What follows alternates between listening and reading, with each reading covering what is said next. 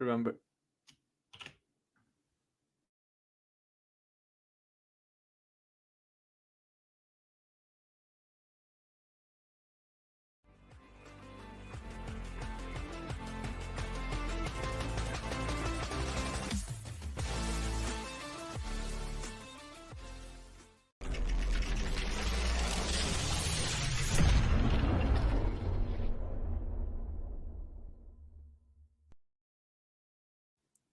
And hello.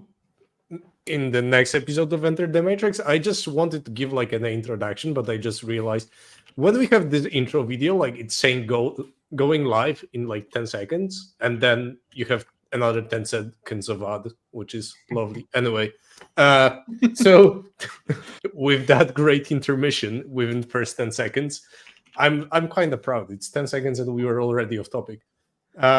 Let's maybe talk about the topic that we want to talk about, which is Alpine Cup, which all three of us will be actually rejoining at. Weirdly enough, I think it will be like the second biggest event when it comes to how many StatCheck people are coming to after WTC. True. Actually true. Yeah. So it would be lovely to not play you, by the way. I would hate to play triple fucking Redeemers. Like, I don't know how you can live with yourself. It must be so fun to play that army, but maybe let's start with how was your time in 40k, Nathan? How are you enjoying that faction? It's good. I went to the Manchester GC recently with the idea that I was taking Nids to Alpine, and then I had a weekend with Nids. I actually enjoyed myself, and then an hour and a half before the submission, I'm on Grey Knights. Yeah, which is fine because I've played them already, and I've unfortunately have to borrow Manny's army, which when you see it at the weekend, oh my, prepare yourself. But yeah, in the world of 40k right now, it's been fun. Just making sure I get my matrix roughly accurate with Grey Knights. It's not like you have people who actually invented the army on your team, right? Oh god, no. Well, no, technically, I guess it was invented by the Germans. Yeah, pseudo, kind of. Yeah, but yeah, Manny won an event with it, so I'll take his word for it that it's probably quite good. Yeah. It's been doing all right in testing. If only you were like a person that likes to finish their games within 1.5 hours and just sit down with beers and mock other people. Like you don't strike me as a person like that. Like I could see Nas taking that one and just making your life miserable because he would just run around your table and just talk shit, and you would hate every second of it. So yeah, although I am kind of looking forward to the fact that I'm not pushing 60 gargoyles around multiple times a turn and then bringing them back again. Yeah, this list of yours, I think, is a little bit easier to play, I would say. Yeah. Yes, with I think I have less models in this than I have one gargoyle unit in my previous list. So yes, I think that's quite correct. Yeah, I've got 8, 10, 11, 15. 15 Let's go. Yeah. Okay, that sounds great. Yourself, Pumba? How are you feeling? I'm good. A lot of prep, a lot of looking at tables, especially, and like figuring stuff out how to prepare for the event. And since we know our matchups for way before the actual tournament, and the list submission was already like over a week ago, I'm looking through all the lists, like finding out things that I'm not sure how they work, or I'm not aware that they are actually playable and stuff, and checking them out to make sure I'm not surprised by anything. But that's the gist of it, yeah. And very excited for the actual tournament because Alpine was absolutely I think the second best event of the year. The forecast is actually great as well. It is, yeah. It will be like 20 plus Celsius, so way better than last year. Thank you so much. I'm packing sunscreen. Oh yeah, you must burn like crazy, right? Yeah, I'm so ginger. Like Look, if I'm in the sun at all, just look around halfway through a round. I'll have gone from Casper the Ghost to a monster in like 2 seconds. Yeah. I love it. Yeah. And actually, when we look into the chat, we already got one question. Is Alpine the biggest team's event ever by the amount of players participating? And No. it is not. But I actually haven't thought about it. Like when you compare it to WTC, there's more players than at WTC. Yes, that's for sure. And maybe like the only team events that surpass it are the Talavera and the big French one. ITT as well. ITT probably, right? Because at least It was 500 50 people there. Yeah, it was 50 teams of 5. So 100 teams of 5. Yeah. But still, I think- like this event 90, is yeah. massive.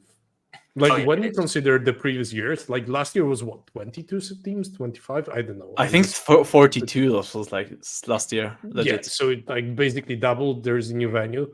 So, and to add to that, the very next message we got in our chat is that actually this year there will be Wargames Live streaming. Yep, event. which is hype as fuck, by the way. So I'm super excited to see Joe again. So I cannot wait to play Nathan on stream. It will be so great. Lovely. So yeah, I'm actually very hyped about it. But myself, I even managed to get some tests before the event. So, maybe not as much as last year, but we actually had that conversation on the Polish Discord. I think this is the most prepared with my RB I've ever been since ETC 2013. Nice. Because I played 50 games of the faction. Look at you full-assing it. So I just planned, like Pumba was looking at the list, I decided that I would just bank on my experience because it surely applies. Anyway. Definitely. Yeah. Anything to add before we go to stats? Pumba, Nathan? All good. I'm good. Cool. Let's now do the lovely thing of IT professional butchering shit. Let's start with this one. Can we see everything? I assume you can. Right. So, Pumba, do you want to lead us through the stats? Because I think this one you actually provided. So, yeah, this was provided to us by one of the members of the Polish community, Cord, who is also going to the Alpine Cup as one of the members of one of the Italian teams, if I'm not mistaken. They needed one more player, so he was up to the task. And this basically brings a lot of interesting information about which factions are the most popular and the least popular. And some of the highlights being, of course, Necrons. I mean, 74% of teams brought Necrons, which is a lot of teams because they seem to be a pretty good faction. I'm not sure they are. I think we need more data on that. we need Josh to attend like 10 more events and play Stu Black and all those people 10 more times so we know for sure. Right? The slate is coming. The slate is coming. The slate is coming. It's all good. The slate is coming. The slate is coming. All right. You mean so the guy who plays Necrons was writing the slate? Okay. Okay. Look. Shit. I'm so. I hope. If we are on the topic of Necrons, I'm just so ready for nothing to change except the Catan, which Josh is not running. Or like the Catan get nerfed, the Monolith get nerfed, and all the rest stays the same. I like heavy destroyers, right? Because they have damage 6. And... Of course. 100%. Yeah. So Necron's good. Other stuff, Imperial Guard very popular as well. Custodes very popular. Custodes is a weird thing because when I was looking through all the top teams, which we will go through in a bit, not many of those actually brought Custodes. I think they are kind of the vanilla choice of like a very, very good solid army. But in 5s, I do agree with the statement that I think they might be too easy to counter and don't provide anything too specific for like countering specific matchups, right? So they are a solid faction on paper, very solid faction in the, singles right now as well. But in 5-man teams, I might opt to not bring them as many of the top teams did. Still, 50% of the teams going to Alpine did.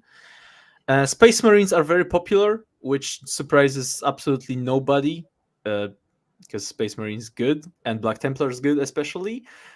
There's a good amount of Blood Angels, 12 armies in total, which I am kind of surprised by. I thought it's gonna be longer until many teams or players adapt them, because they have proven to be quite good in recent times. Ines brought them to Manchester, did very well with them as well.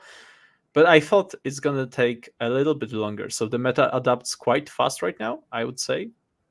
Okay, let me intercept you now before we get into more factions here. And I have an open question that I would ask Nathan specifically here. So you see a lot of like say Blood Angels custodies in here. How much would you attribute it to how different the maps for Alpine actually are compared to WTC? Because when you look and play on them, some of them are so unbelievably dense that I'm curious what's your take, because it surely impacted our team composition and our choices. So I want to know what's your take on it. Mm-hmm. Yeah, so it's kind of, for those obviously that maybe don't know, Alpine, obviously out of the 5 tables, 3 of them every round are standard current ETC tables. Usually for some of them, one of them is a little bit lighter than the others. Either the objective is slightly more in the open, or the way in which the big L's and little L's. They are a slight variation of WTC, to correct. Yeah. Some of them are slightly different, but yeah. Sure. But then 2 of the 5 tables are Alpine tables, which have where a normal WTC table has 8, what are they, 12 by 5? 6. 12 by 6. 12 by 6. These are 12 by, it has 8 12 by 9 mats on there. So imagine a piece of A4 paper with a few extra inches on it. And that's roughly what you're actually got the table covered on. And it blocks quite a lot of actual angles all the way down the table, if you look at some of the maps. So they offer, well, sometimes they still give certain firing lanes and certain moving lanes. They definitely offer combat armies massive points to stage behind. Like in some of them, I should also say that rather than the walls being 9 by 5 or 9 by 4, they are 9 by 9. So they basically go corner to corner on those giant pieces of paper that you've got on each table. So certainly things like World Eaters, massively advantageous to the point where they can almost be basically be a first put forward, go down, take an Alpine table. Very few armies actually have a great chance of actually beating it because they just have phenomenal staging points. Again, helps custodes quite a lot in those. So I can see why certain combat armies were more popular. I think I agree with Pumba where Blood Angels I thought would be slightly more popular at this, because if you tech for those tables quite a bit like your team has, it can really actually put you in a good place in your pairings. Yeah, So, these are very interesting. I've played some games on them, and if I like have the comparison, I think they are a little bit similar in their layouts to GW tables, maybe. But the actual walls of the ruins are so huge compared to the normal GW layout, where GW layouts normally don't slower your vehicles down, so to say, or any big models, right? They are still quite easy to move through. You just need to avoid the small part of the actual wall that's inside the area of the terrain. Whereas here, the actual wall is absolutely massive. So it impairs movement of vehicles and such in a huge way. So I'm currently sharing on the screen, like, what are we talking about? Those tables are incredibly dense. Like, yeah. Those are nuts when it comes to actual staging points. Yeah, some of these are just insane to get anything out of them. Yeah, and we even got the question: can 3 redeemers move on those terrains? Like, look at this board. This is this is peak. this is like, what are we doing? Like, this is I must say, this is like the worst table I've seen this edition. Yeah. Like, board layout. This is interesting. Yeah, I do have a big sheet of all the tables I can and cannot move around. That was actually a lot of my always prep. just double checking here. I'm 95% on this. You can only reserve a single redeemer, right? Yes, Yeah, you can't Because- do two. No. Exactly. Okay. because they are 520 for 2. Yeah. Just over. Holy. So yeah, I think this is very interesting event in that sense when we talk about the boards. That I think it impacts your table choices way more than your other team events you might be attending, like ITT or like WTC based. I think those boards change the way you approach it a lot. And I think it might be something that we might see throughout the top teams, or we might not. I'm not sure. I want to believe that people accounted for that. But it makes certain armies need to be earlier defenders, or you need to create your pairing process in a way to get those dense tables early out. Some So of them are you- also very open, to be honest. I think they are way Yes. more polarized because we've been talking how dense they are. I think there are a couple of tables where it's a real like shooting gallery time. I've seen some tables, especially on wide deployments such as sweeping engagement, where the shooting lanes are, contrary to what we've seen previously, insanely long and very easy to get. Yeah, So to they are give- way more polarized, especially for This a one? 5-man event. Yeah, Yeah, it's like fucking hell, brother.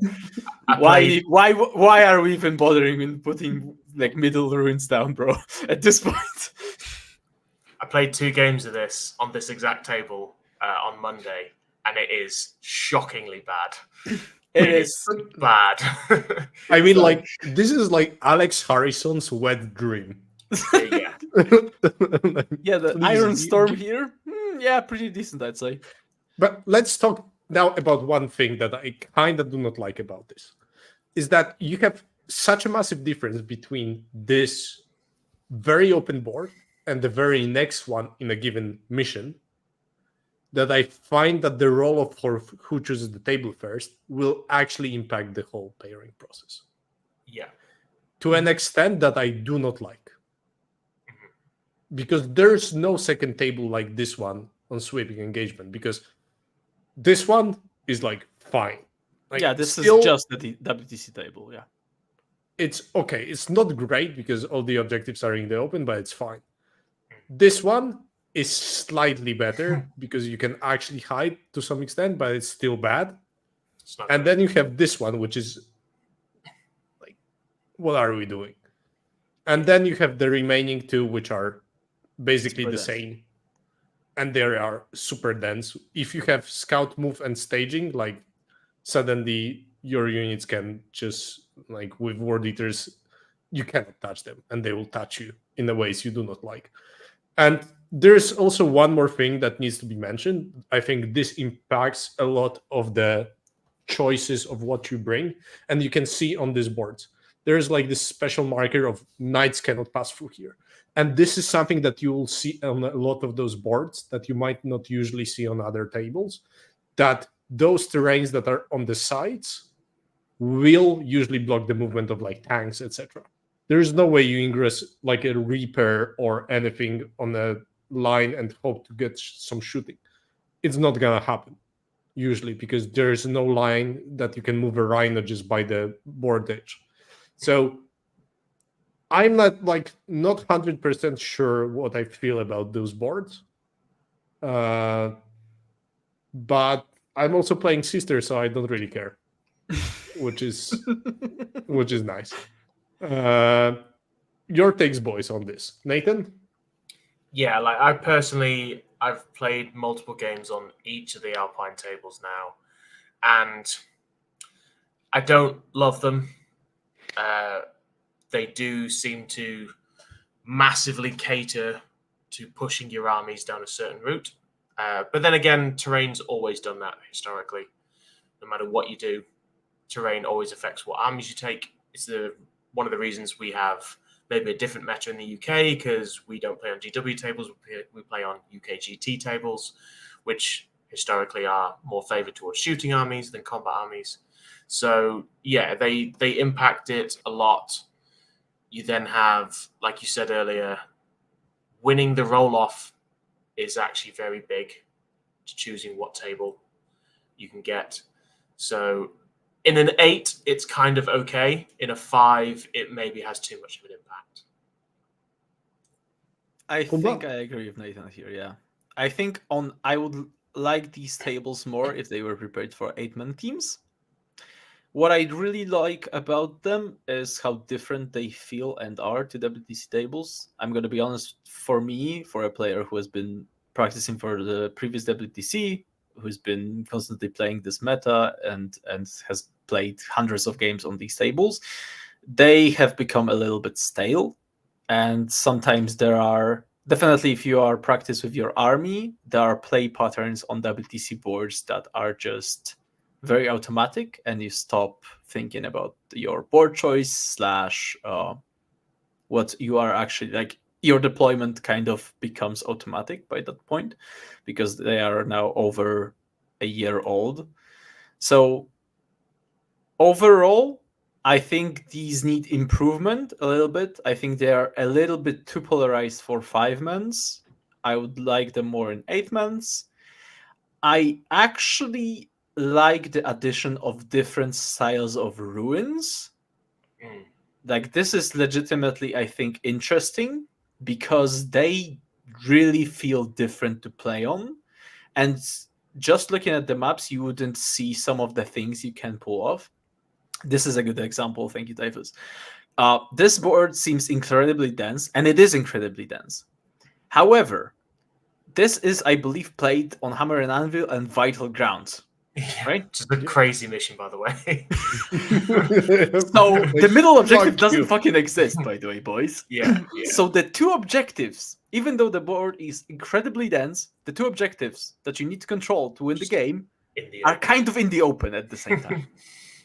But your staging is kind of insane. So it's a push and pull kind of thing. Another thing, also there are things, if you look at those boards, like from what I recall, like you can perfectly fit a Dread Knight in this space, and it's tall enough to see through the ruin. Exactly. There are some of the interactions here, meaning that you can position certain units in a way that they can see through those ruins, which is not obvious just by looking at the maps.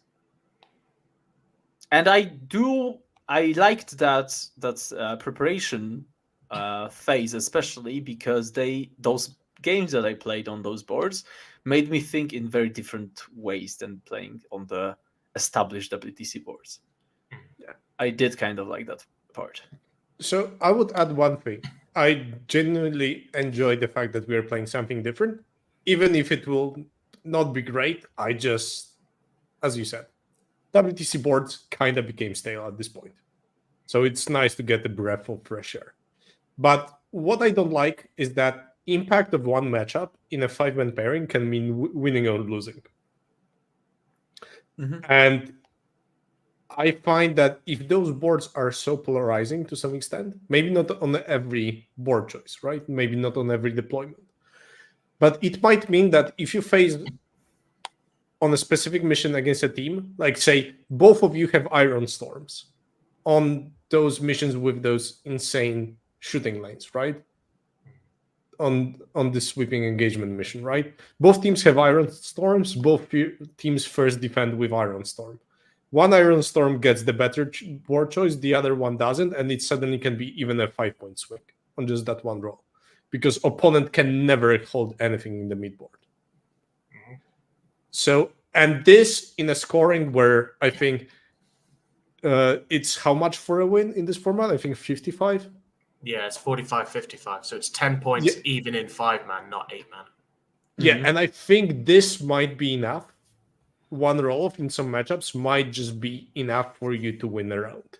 Obviously, it's kind of a short mental shortcut, what I'm saying.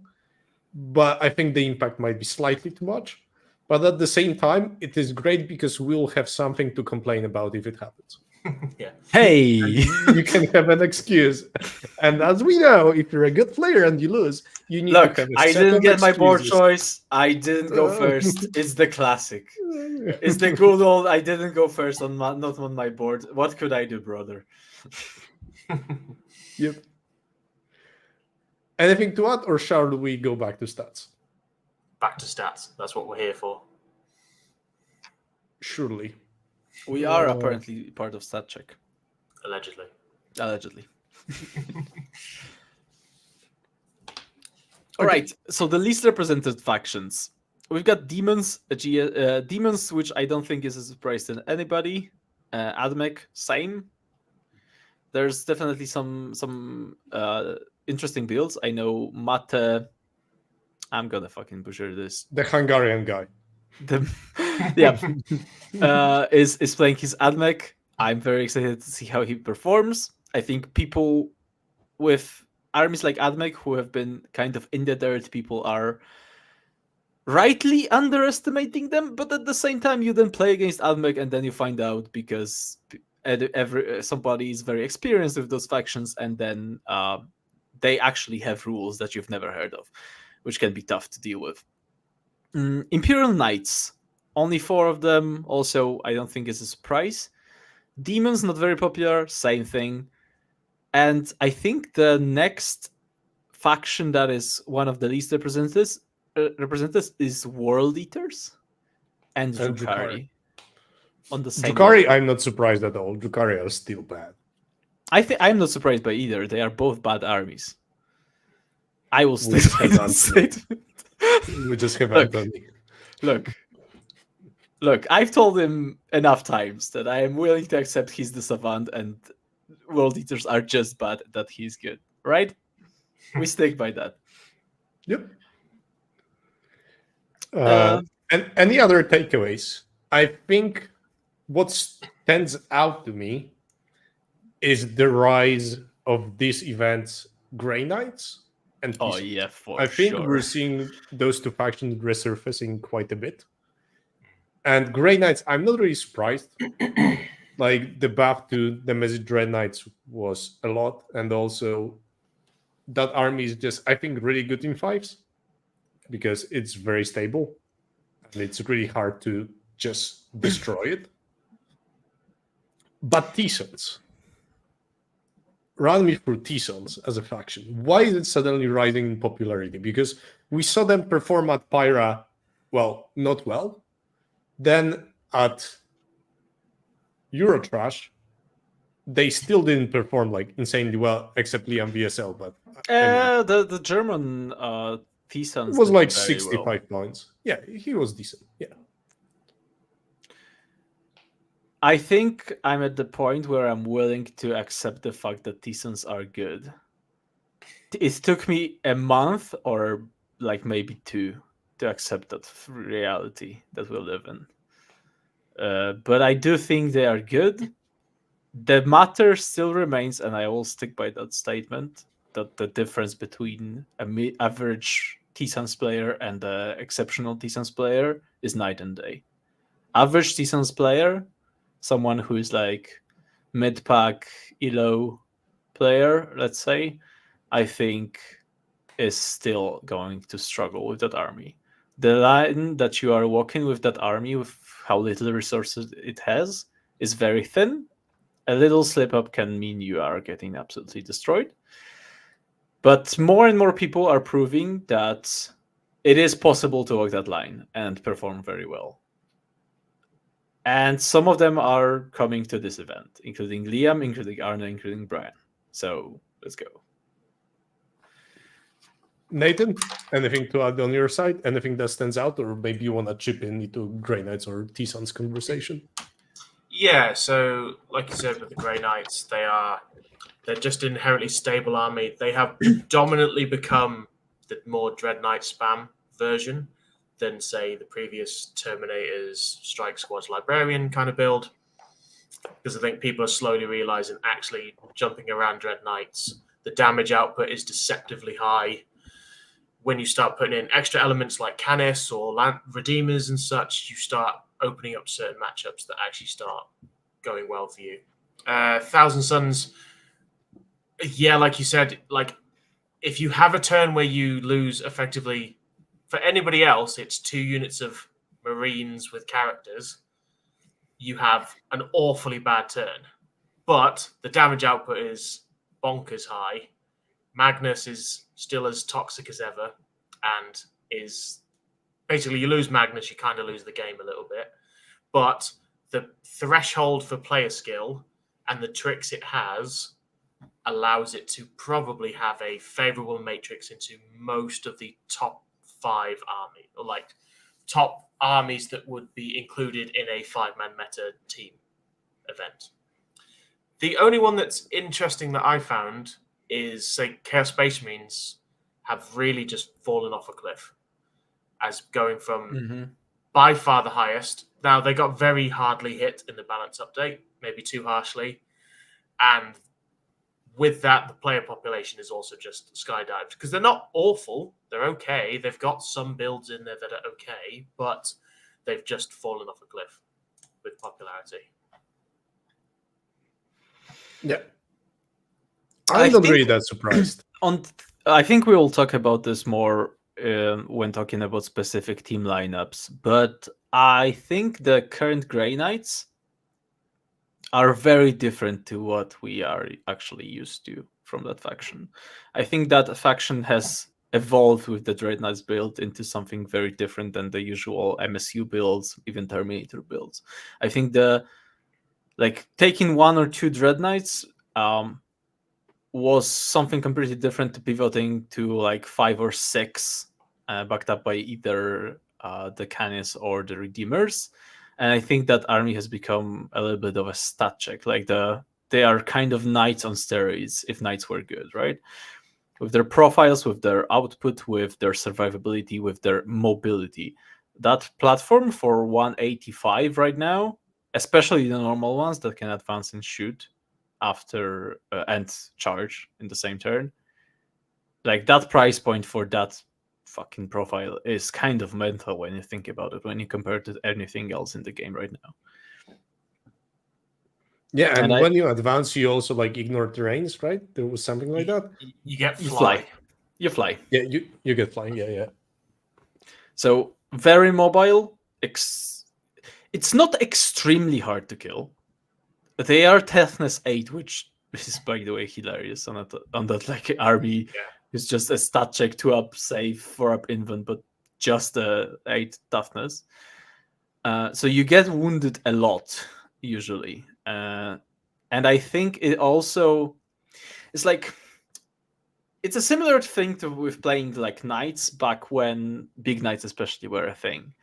You lose a couple of them too early, for example, and suddenly you start realizing that this army can be a little bit like you are operating on 9 models usually on the table or something, right? That actually do work. If you start losing them, it's a similar thing as with Chaos Knights, for example, and their War Dog spam. You start losing output incredibly quickly if you do that. So it's deceptively easy to play, but not actually, because if you would like to push with them, if you would like to just stat check your opponent in some matchups, that might lead you to falling over and dying very quickly. But I am very impressed with how many of those types of builds have just suddenly appeared. I think the first time I've seen them was ETC, piloted by Floyer. German Flojo. Exactly. Then I've seen the Manis version at one of the GTs. I can't remember the name, but Now they are everywhere suddenly. And I think the originator of that build, which I will be talking Eric. about, is Malte. I think it's Malte. Eric was the first one to win an event with full mech list. It was just after the slate, and he played with Armigers.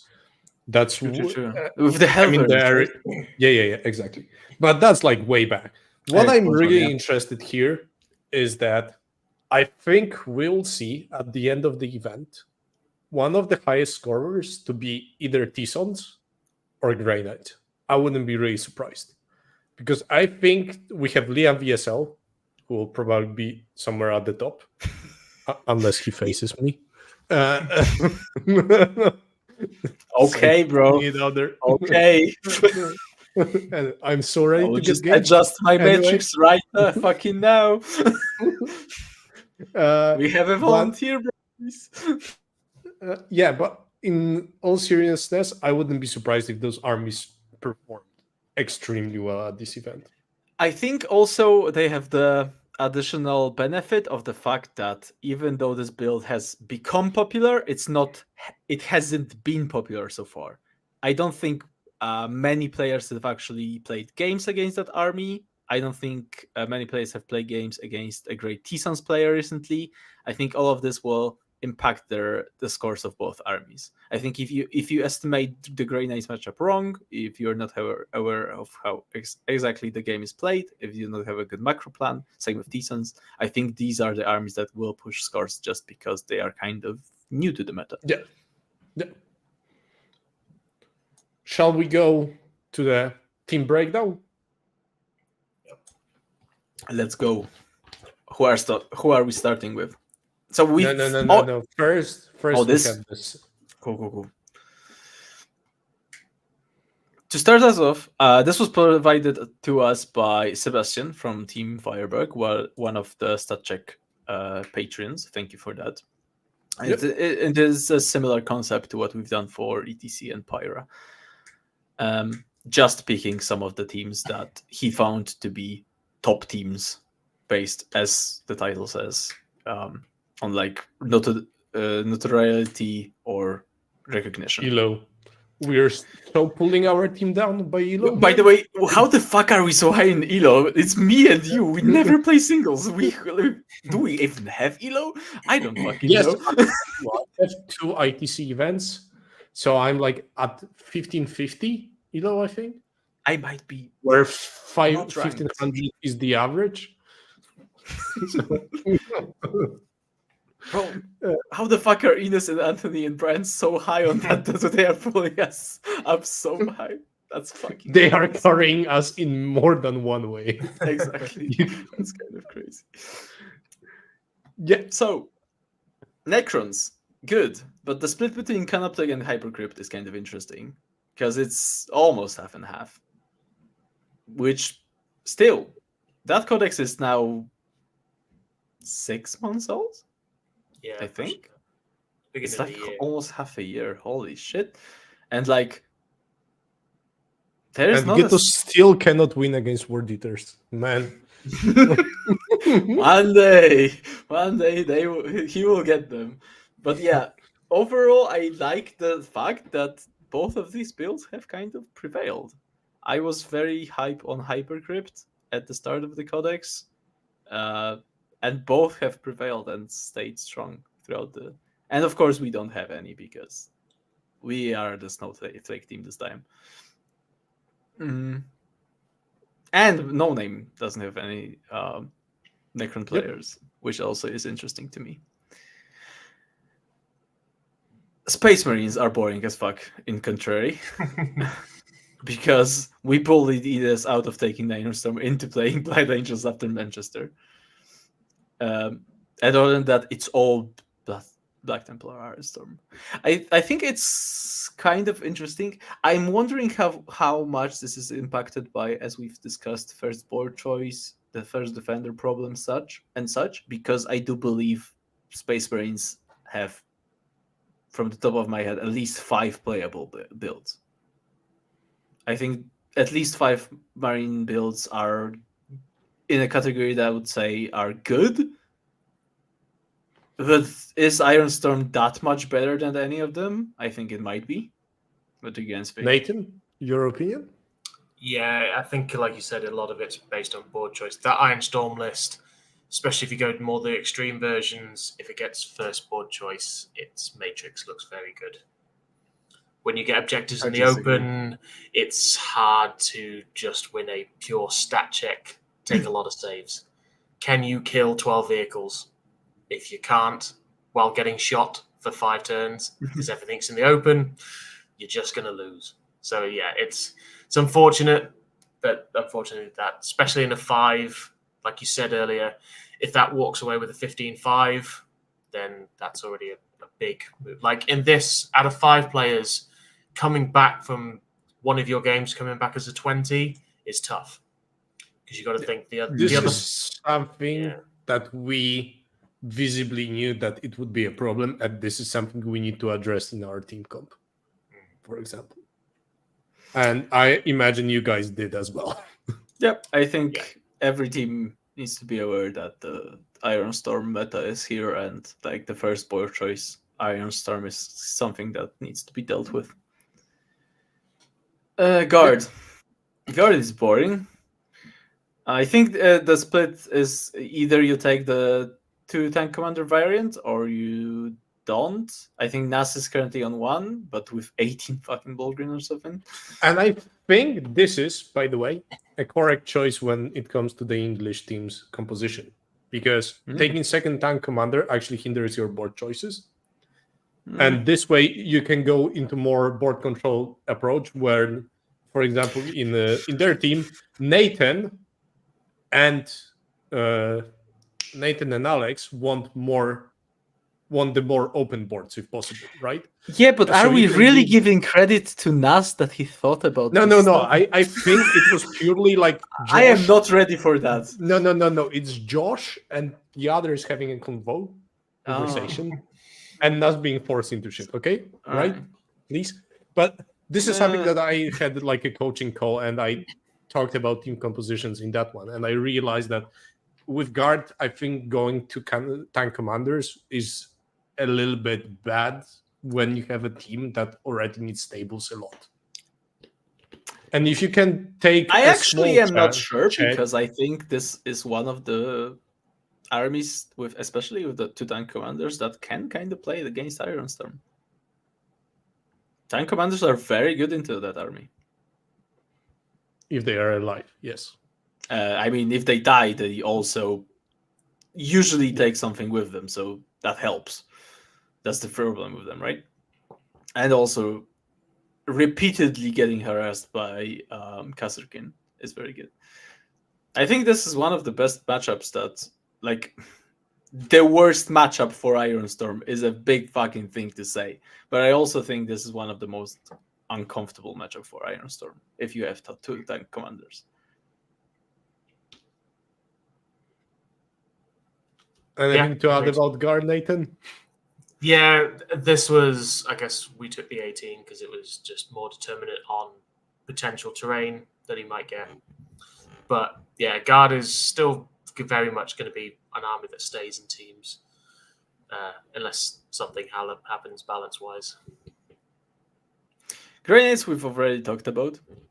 I think all of these are a variation of that Nemesis Knight list. Yeah, one of them has one. Heavy. Yeah, the no name is Terminator heavy. Oh, Vladi has Malta's list. Germany has Malta's list. Riser Group, I think, also has Malta's list. And Nathan, I think Malta has Malta's list. That is correct. Yeah. For Eldar. By the way, that Mani's list is obnoxious. I have seen it play. I think he played it one of the events previously, right? Because at least very close to that. I think he lost against David. Exactly. Yeah. Which I can see happening. I mean, one thing that Harry doesn't want to get shot is a lot of fucking direct catch pieces. So the list is basically what build every single Fire and Fade profile in the fucking list, plus Fire and Fade itself, plus just fucking Scourges and plus Phantasm. A lot of fucking MSU. Yeah, it's like 21 units, but the only thing he's changed is he swapped out the quad Dark Lancers on the Scourges to quad Haywires. Haywires, which is, by the way, fucking holy skew. When I saw those fucking Haywires, and I'm like, all right, so you're expecting everybody to take the Grenades list and Ironstorm. Yeah. I mean, holy. good choice. I respect that a lot, by the way. I think that list is baller. Lancers are very swingy. Haywires. Even actually, when you shoot certain things, if you just roll 6s, it's still 3 dev wounds. Yep. Just roll 6s. That is Manny. So I do respect that skill. I think it's pretty great. Other than that, I know the No Name have a lot of fucking MSU as well. I think Hugo is playing the same list that he was playing at the EC. Yep. So mass MSU basically is where Eldari have pivoted from, like, Wraith Guard and the avatars, and even Wraith Blades have mostly stayed at home, and now Eldar are just fucking. And they are just saying, I'm not scoring primary, but you're also not scoring primary. And I'm sure she's scoring at least for like almost 40 at secondaries. Yep. Yeah, it's hard to stop it getting 40 on cards. Like, holy fucking shit, there's so many units. T-Sons are all kind of similar with the variations. It's a lot of characters. It's Magnus. It's usually like 100 points variations, if anything. You sometimes bring the Mythology Vortex Beast. Sometimes you bring Sometimes you have Zangors, but exactly. But it's all the same, and you sometimes change a couple of characters to fit your preference. It's a lot of damage. It's also squishy as fuck, except for Magnus. I wasn't sold on T-Sons until I played Mayonnaise, or however you actually pronounce that, at Eurotrash. I saw them play. I was like, okay, this army is serious. Like, against Sisters, they are not great. But when I saw that, I was like, okay, that army will just demolish some of the factions in the game. Nas was officially bullied into dropping his second tank commander. It's official now. So, I mean, he took less shooting. Like, that is fucking incredible. By the way, how did you manage to do that? You talked Nassim out of taking guns. Don't let him make decisions. His decision privileges have been revoked. Good choice. Good choice. What we've learned is he's good. Very bad at making good decisions. Anyway, moving forward, Death Guard. By the way, we're so snowflaking as a team. Yes, I'm just realizing that, right? Yeah, heavy. Yeah.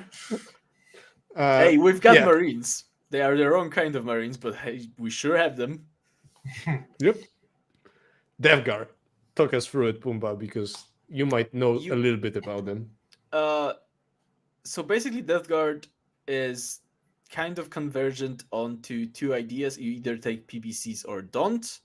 GG is playing the same list he's been playing at ETC, which has 2 Brigands and 2 PBCs, if I'm not mistaken, and then 2 10s. It's kind of, I want to go every single direction it can go kind of list. I don't hate it. I think it's kind of interesting. I snowflake the fucking hardest because I've got a Soul Rain in my list, which I love. He's my baby boy. And I will fight. I won't die on that hill. I probably will die mostly on that hill, but hey. I've got at least 10 or trying to move 12 games with him. Right. And look, that motherfucker can walk. He can skip those fucking 4-inch ruins. He's a big boy, and he chunky. And I love him. Custodies then kind Custodes. Not a very popular choice. Yeah. Then Sisters, which is only me and Kruger. Literally the same list, right? No. He's snowflaking this time. He has the fucking Inquisitor combo. Yeah, he has the Inquisitor combo in the Rhino. Which is the fucking best. So this is the secret tech.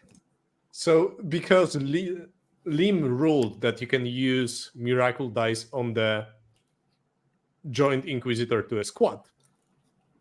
Okay. And they have Precision Dev and Sustain hits. Yeah, Eisenhorn shooting is something that just not many people are aware of, I think. Because the situation is he has 2 Hide your shots. characters, boys. This motherfucker has 2 shots. Just 2 shots. But holy shit.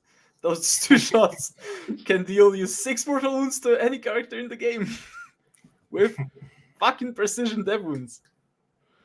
Yep. It's really something. It's snowflakey as fuck, but I love it. When also it comes can be shot out of firing deck. Yep. And then your sisters for sure, so the ruling doesn't matter. I think sisters are still really good in the meta. Like, sure, you don't really like playing Necrons, right? Like, you really don't like it.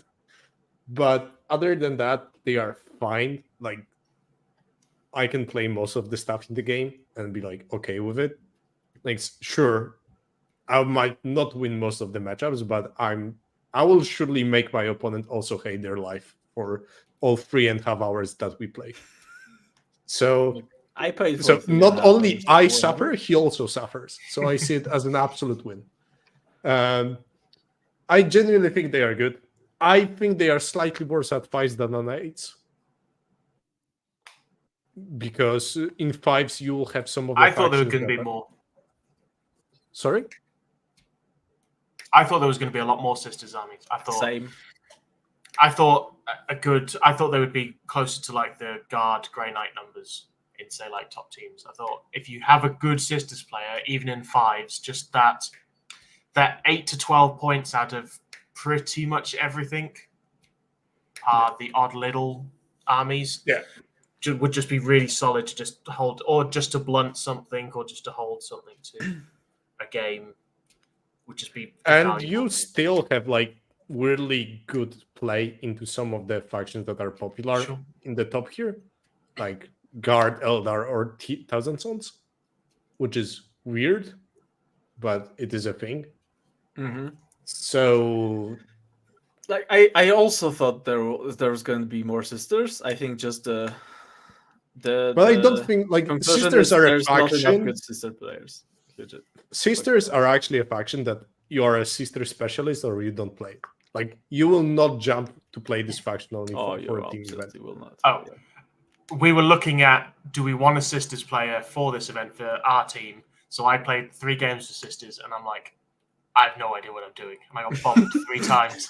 So I was like, moving on to the next idea.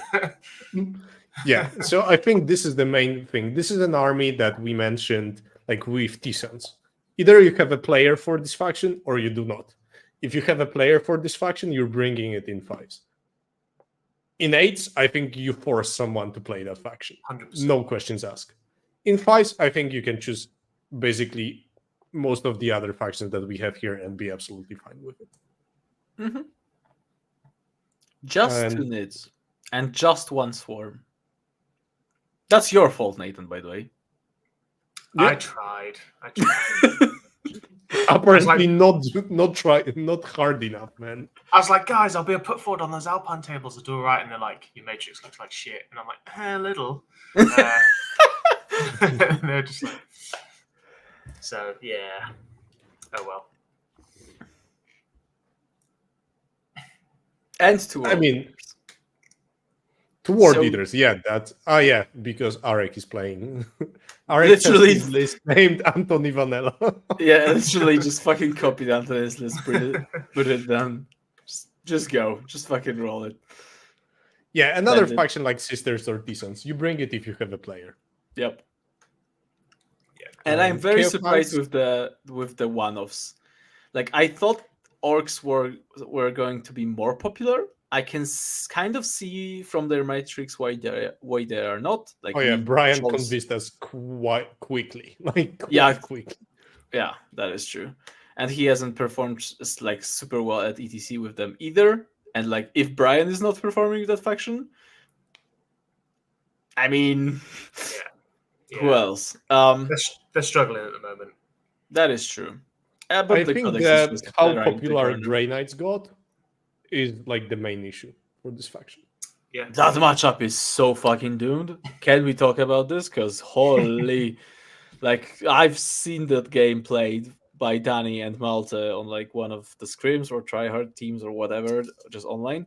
And my god, I have not seen such one-sided matchup Yeah. like since the beginning of this meta. You have no agency in that matchup as orcs. Like, That's you cannot do just anything. that's just so sad. That was crazy. Like I have not seen a matchup that one-sided yet in this particular meta. It was nuts. Chaos Knights are a weird choice. I would not bring them into fives by Oh, yeah. stretch of the match. Like same with Drukari, and I'm very surprised by the Votan pick from the German team. From I Rise think Gruppe. isn't it Fritz playing it? No, Fritz is not at this event. Nope. Okay. It's Max. I am Max. So I don't hate the Votan choice. The only thing I don't quite understand is the Votan choice when you've also got an Ironstorm choice. Because you could argue, say, the Votan versus board choice. It's Ironstorm from Wish, but it's I think it's we'll talk having about both it is a more strength. when we discuss this Sure. particular team comp because I have their team comp like written down. I want to discuss it, and this Votan list is kind of very skewy and very different to what I would expect. Okay, let me just now touch on one thing with Votan. They didn't take guard. And this is something that we noticed at Euro Trash Cup. The combination in our team at Euro Trash Cup, having Ironstorm and guard, meant that those two factions netted on average, like, say, 13, 14 points between them two. One maybe took a bad matchup, but then you wouldn't have an answer for the another one. And like bad matchup for Ironstorm or guard is still probably like 8 points. Mhm. So this means that those two armies have great synergy together on your team. If you defend with one and then with another one. Because opponent will not have answers. So you have this applying to every Ironstorm here except the one that has Votan. But I would wager Votan can fill the similar role to guard in here. But slightly worse. Because it's not guard. I'm wondering if that's the case. Because guard does function kind of differently to most gun lines. Still, even if they two tank commanders, they still very much like a dense board with all their Kasserkin, with the in ultra ready pieces, with your Bulgrin able to hide and stage midfield. I think guard kind of like a dense board. I don't think Votan are so keen on playing on such board. Yeah, And especially with the Alpine tables being so polarized, I'm not sure there's going to be two boards that benefit this kind of army. I think in fives it will work worse than it would work in eights. I think guard complements Ironstorm way better here than it does in eights. But yeah, I just wanted to point that out. That thing that we noticed at Eurotrash when we looked at the scores of teams playing Ironstorm and guard kind of can be seen here, and I'm curious how it will develop at the event itself. Yep. Do we want to go into the factions that we want to pinpoint, or like team comps? Yeah. Or Yep. anything to add here? Okay, let's just move on. And let's go to Nathan's choice of a team. So who are we talking about? So we are talking about. I've just forgotten it. Good luck with that, by the way. Corinthian Conquerors, that was a good one. which is, if I believe, is one of the main Austrian teams. So home soil for them, with the two brothers who are exceptionally good players. So starting off, we have Necrons, Canoptic, which I know there is a debate about Canoptic versus Hyperphase, like we said earlier, but I don't personally get it. I think Canoptic's way better. But I'm slightly biased because I play Josh every week. So we got two Technomancers, which is interesting because there's three Wraith units. One Hexmark, a Nightbringer, 1 Chronomancer, Cesraz, 10 Immortals. So Cesraz is a little bit expensive to take with just 10 Immortals. 3 Doomstalkers, 1 unit of 3 Scarabs, 6/6/6 Wraiths, and then 2 single Lockhurst Destroyers. Then next faction, I'll go through all of it and then we'll discuss it as a team. Sure. The next faction is Aldari. So Wayleaper, Avatar, Fjörgen, Death Jester, Farseer, 3 Falcons with 5/5/5 fire dragons in them, 5 Rangers, 5 Spectres, 2 D-Cannons, 5/5 Hawks. Tyranids, which is an interesting one, and this is Hive Fleet. So Hive Tyrant, Biovore, 3 Exocrines, 2 Malceptors, 2 Neurolictors, 2 Norn Emissaries, a Tyrannofex, and a single Ripper. So it is a lot of chunky boys. You've then got Super Chaos... chunky boys. Holy. Yeah. You've got Chaos Knights, the pretty standard Lego Chaos Knight list of Stalker, 6 Brigands, 5 Carnivores, 3 Nurglings. It basically writes itself. Then they are one of the teams who took Custodes with a Blade Champ, Trajan, Terminator Captain, 5-man Guard Squad, 4-man Guard Squad, 2 units of 4 Prosecutors, 6 Alaris Terminators, 3 Alaris Terminators, 5 Wardens, 3 Venatari, which is an interesting choice, 4 Witch Seekers, and then Draxus. So I kind of picked them partially because it's their home turf, but also they actually had a few interesting choices with the Tyranids, Chaos Knights, and then actually Custodes is a bit of an interesting one in 5 because, like we've kind of alluded to earlier, they seem like a really good choice on paper. They give you like a small win versus a few of these Canoptic lists. They are just really solid, and actually on this heavy terrain, they are good. But I think in a 5, you can build a team comp which basically bullies them at every corner, where if they don't get into their one potential draw, they can actually start playing losses. Mm-hmm. So that's kind of where it's a bit that American mentality from the WTC.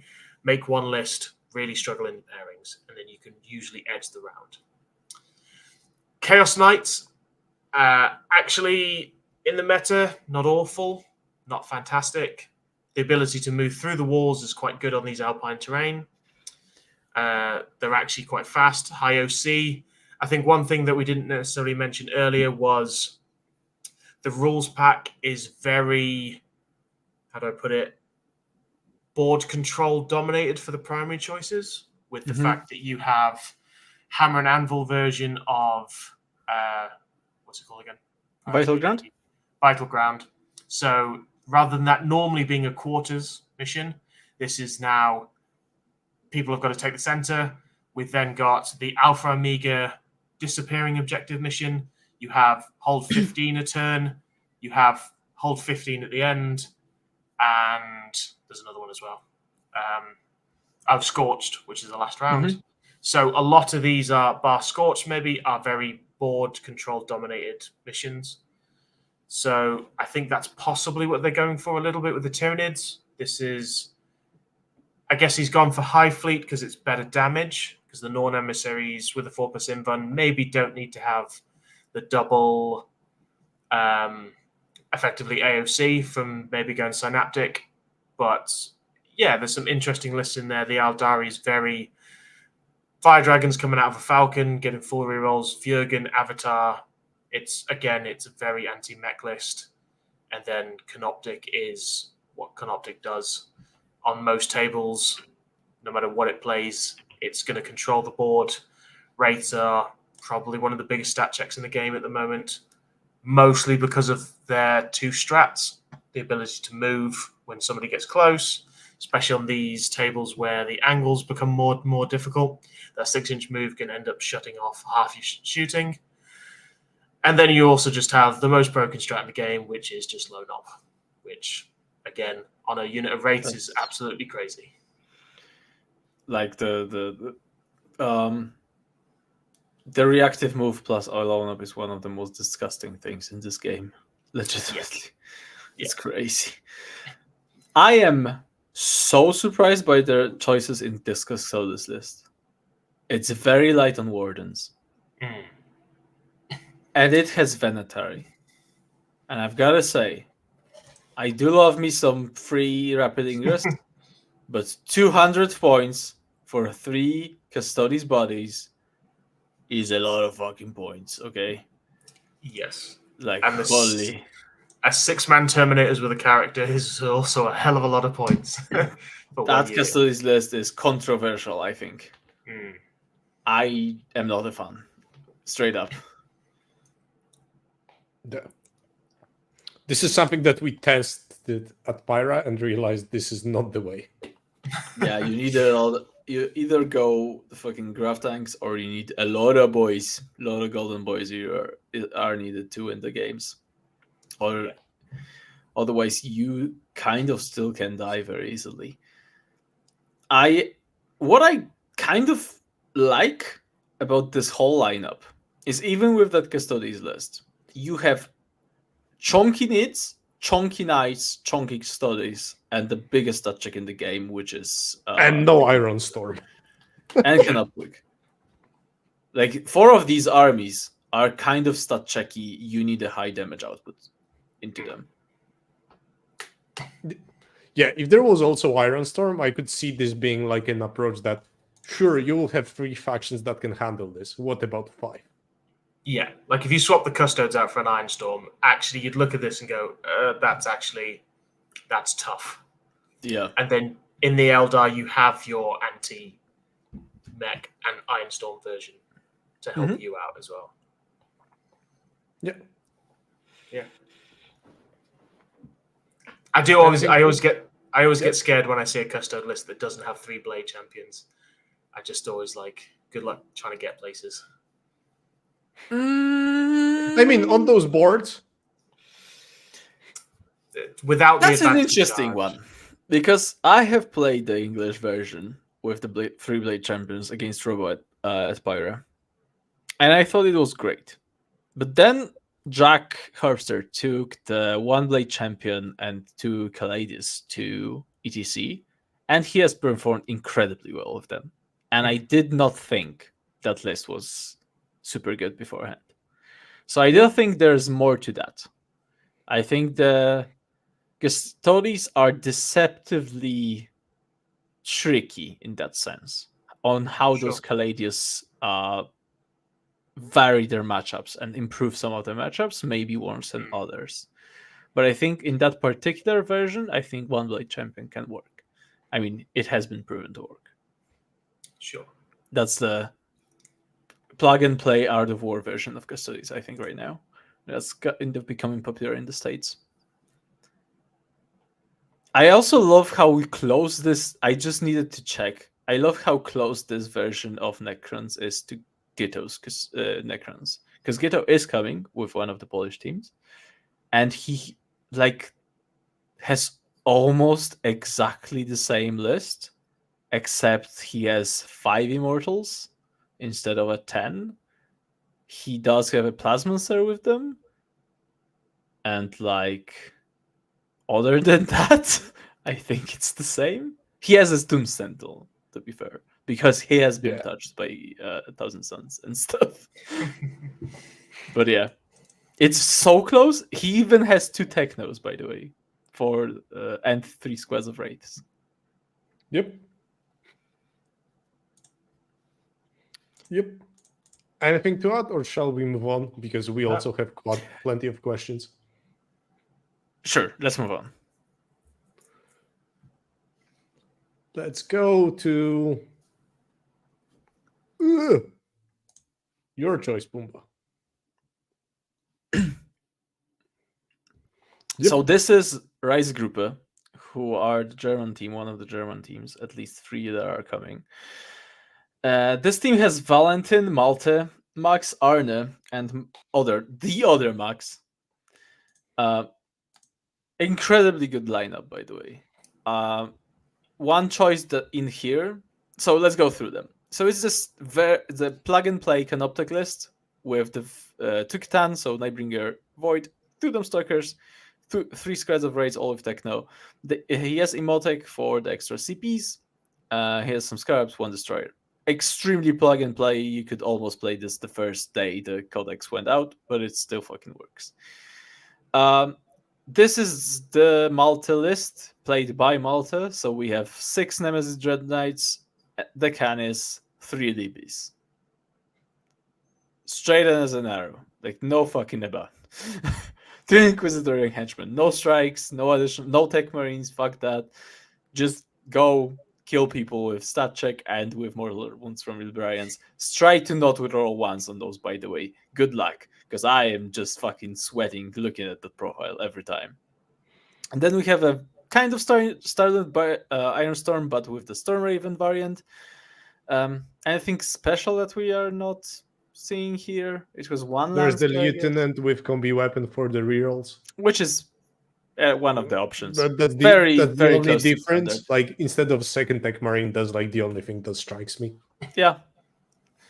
Then we have the T-Sons, as we've said, kind of a standard list, but also very streamlined, I find. 6 squads of rubrics, so he can fit every single character into a rubric squad if he wants to. No solo characters in this one, if he chooses so. And no Ariman. And no Ariman, that's a good one.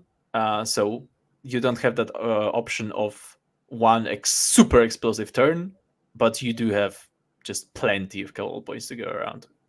Hopefully throughout the game, if you don't lose those resources to air. And then we have the Leagues of Wotan that we have touched upon.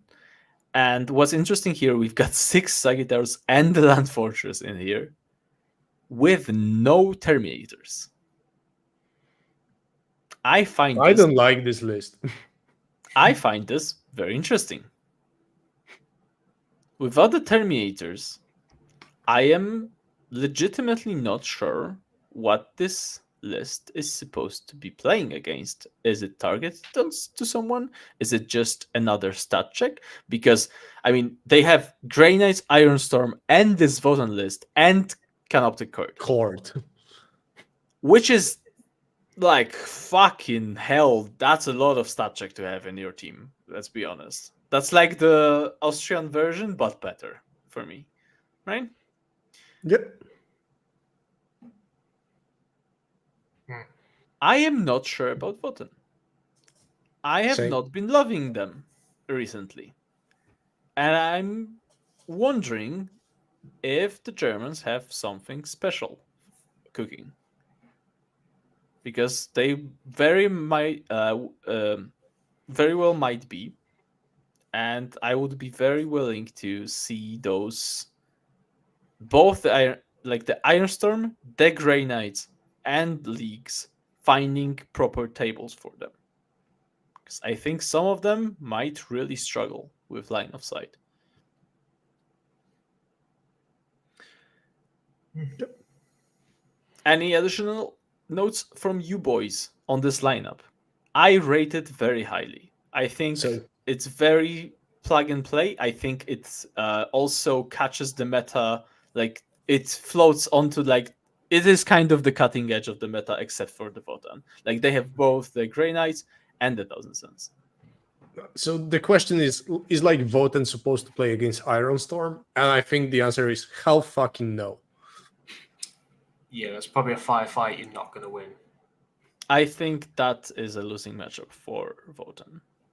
I think Iron Storm kind of does the same thing, but better than you. With more reliability, with better stratagems even, to put you over the edge. Yep. But I am very excited to see how this does. Like, this list especially. What I've learned in like past 2 months is that I know shit about the meta, and other countries find singular factions that actually make sense and perform, and we might be sleeping on them. So I love the fact that people are going completely different routes. I like that as well. So I will be very happy to learn at the end of the weekend that I didn't know about something, because we already did that at Pyra and at Eurotrash. So it's only gonna get more interesting. I like this take. that the bikers have the ability to reserves at the end of the turn and like return. But that's so there's two things here. As we've discussed at the beginning, those tables kind of are not, some of these, especially like the Alpine terrain specifically tables, are not great for shooting out of reserves if you're not deep striking. Even from the reserves, it might be very hard to find proper angles. And second of all, the bikes shoot okay, but if we are talking about going something akin to Iron Storm, they are not particularly well equipped to deal with them. So I think it solves parts of that issue, but not on every board, and definitely not against every matchup. Yep. Let me now go to my team choice, which is No Name. So this is the Liam VSL team with Hugo. I don't remember some of the names. I will not be naming. I'm sorry. Anyway, there's Johan. There's Guillaume, there's I think. Guillaume. Mm-hmm. Yeah. So there's Guillaume playing I think this is point by point in this Iron Storm list, which is 2 Tech Marines, 4x5 Crusader, Impulsor, 2 Rhinos, 2 Lancers, 3 Reapers, 2x3 Eliminators, 5 Infiltrators, 5 Scouts, and the Whirlwind. Yep. And Guillaume has been playing the same thing since Pyro, at least, because he's been to Pyro with that exact same list. And I think it still works. It's very... I really like the 4x5 Crusaders, by the way. I think it gives you more choices on some of the denser boards, but it might be just me. Then we have the regular guard that has Leonidas, or Leontus, however you call it, with Command Squad, 2 Tank Commanders, Ursula Creed, 10 Infantrymen, 2 Basilisks, 6/6 Bulgrin, 10/10 Karskin, 2 Manticores, and 1 Scout Sentinels. Very straightforward guard list. 2 I think TC this is variants. Yeah. 20 kin instead of 30. It's small differences, but very cookie cutter. Then we have Liam on the Thyssons with Ariman, 3 Infernal Masters, Magnus, 2000s on Sorcerers, 1 Exalted on Disc, 5x5 Rubric, 10 Zangor, Rhino, and 2x10 Cultist. As we also said, very similar ideas. Very similar ideas. This one has Ariman and doesn't have enough squads to go around. So some of them are going to be running solo. You have to solo, which is Ariman and the Exalted usually. Usually. Then we have Hugo, who plays the same list that he was playing at Eurotrash, which is Autark, Fugan, Evrain, 11 Storm Guardians, 3x5 Reapers, 5 Rangers, 2x5 Spectres, 3x5 Hawks, 11 Troop, 3x5 Spiders, 2x2 Skyweavers, and 1 Serpent. Just MSU with the big There's so much with Evrain in a Serpent. It's crazy to me. Do we like... And 3x5 Reapers. Yeah, do we like Reapers? I was about to ask that. We I still think don't it like depends Reapers? what you want to play into. I think it makes your Iron Storm matchup worse. I don't quite... I know you're taking it for the little bit of indirect, but the actual missiles are not fantastic. Over something like, I know they're not the same points, but over something like 3D cannons, which in this terrain... Or like 3x5 Fire Dragons even on foot. Yeah. So you the fact that might there's want not to a kill... single Fire Dragon in this list does surprise me a lot. So I'm not super sure about Reapers. I think it might help you into a matchup like Sisters, which is usually bad for Eldar. I think this polarizes it to more of a drawish matchup, those 3 units alone, just because it gives you attrition over the game. But other than that, maybe it's something into guard to clean the troops. I don't know. There must be a thought behind it. Yeah. It's like 23 units in this shit? Holy Jesus Christ. Yeah. Holy MSU. Yep. And then the Draenite variant, because fuck the Redeemers and screw the Canister X. We go in There's Termies two again. Librarians, one Grandmaster in Dread Knight, Drygo, 3x5 Termies, 5 Strike Squad, 3 Dread Knights, and a Calidus. So 4 Dread Knights, 3x5 Termies with characters, and Calidus. I find this lineup to be very on top of the meta as well. Yep. I am legitimately surprised how many teams have figured out the Grey Knights plus Decents. I just don't think wish those have been this very elves popular. list was a little bit more tailored into Ironstorm.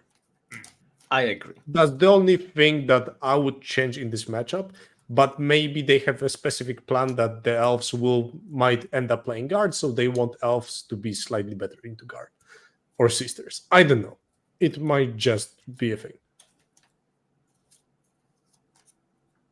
Shall we go to show questions or anything to add on this one? Do you think Liam is going to score the best in this whole tournament? No, because there's 360 players. I wouldn't be surprised if you get someone lower that would score higher. I will just say Liam has attended 8 TC in America, and he has scored the biggest there as well. Can anybody stop this man? Is my question. I think Gito thinks he can stop him. But I don't know. They have played this matchup. I don't Yeah, think even not even Gito, I think, assumes he's fine. Not anymore, at least. No, I think if they position him well in pairings, it's fine. But I can see the problem in fives that the pairings Sometimes can you go just so need to wild yeah. that you can suddenly in fives you are quite likely to face Ironstorm or guard. Like it can just happen in the pairings when I was simulating pairings. Sometimes you need to eat straight. That is true. Yeah. Fair. Yeah. And someone just called you on lie, Pumba. Corey tied Liam. I think For the first place? Excuse me? Did I lie? I just want to say that Corey may be just the next Liam. Like that is objectively true. Yeah, anyway, shall we go into show questions because we've got plenty of them. That is true. Let's go.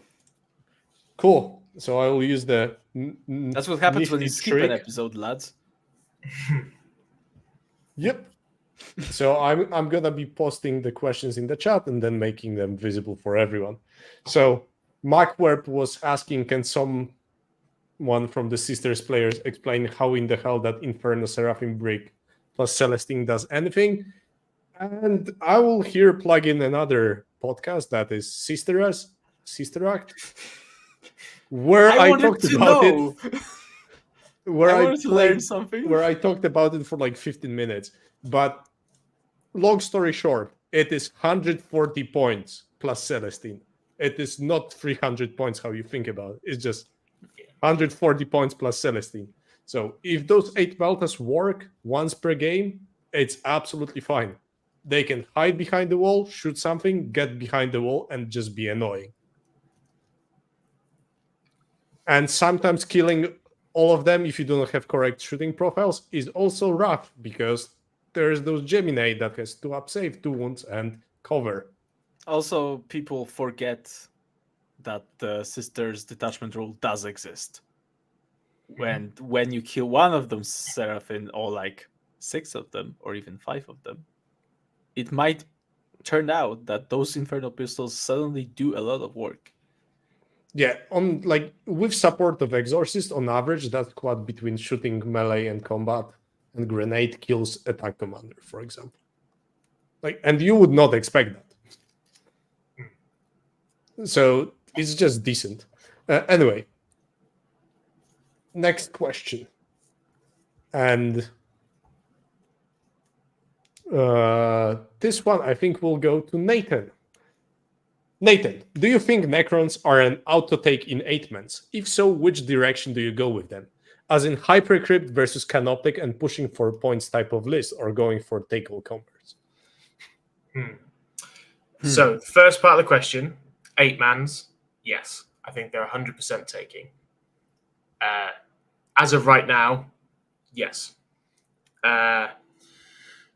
in the next answer of which direction, it's down to the player that you have. So I have seen, say, the double monolith, lots of immortals list do very, very well. We have another player who plays for Team England. That list has been smashing. I've also seen Josh win quite a few events recently with the full-on, full stat check, 18 wraiths, that kind of list. Because when you actually boil that down, that list should be 18 wraiths with a little bit of support, not 18 wraiths plus all the immortals, plus the characters, plus the Doomstalkers on top. It's an obnoxious amount of units that do not die quickly in any shape or fashion. Mm-hmm. So the idea that maybe you can get a Necrons list that will pretty much get 8 to 12 out of anything, but I think you probably want to skew it more down I'd rather see them in an 8 be the more pray them into certain things, because there are quite a lot of factions, especially in 8, maybe 3 of the 8, 4 of the 8, where they cannot get through that stat check and they do get rolled. With a list that has that good of board control, there are some lists that just can't stand up to it. And the differential will be high in certain missions as well. So obviously some missions, if you only have to hold on to 2 objectives, you can get points out of Necrons. When it starts becoming the hold 15 a turn or XYZ, then it becomes a lot more difficult. So yeah, I'd take Canoptic and get your player to go smash people. But that's my personal take. Because they can. I can second that opinion, basically. Yeah. I think choosing between the two comes down to kind of the role that is required for them to fill by the rest of the team composition, and then what your player is comfortable with. I legitimately think both of them are viable right now. They aren't far off, especially Nightmates. And in current 8-mans, what goes into the decision to take Chaos Knights over, say, giving Death Guard Demon Allies and War Dogs? I just don't see Chaos Knights in 8-mans, man. Just if you have a competent Death Guard player, you want them to. Currently, they are the faction that gets the allies and the War Dogs. That's my opinion. T-Sons will not use allies because they will not don't pay need for battle them line and don't use them. And World Eaters, lol. World Eaters definitely don't need them as well. CSM just aren't competitive right now. CSM, exactly. Like there's probably they have been a little too forgotten for my liking. Like I don't think they are that bad as like this data suggests, and their popularity has fallen down. And probably if you are experimenting with CSM, then you might take Demon's Allies to them. I think those Nurglings are absolutely amazing in Death Guard, but I can see them working without them. And we've seen also like so Death Guard can definitely work. I think there's another question in this theme. Death Guard can work without allies. They are kind of worse without allies, for sure.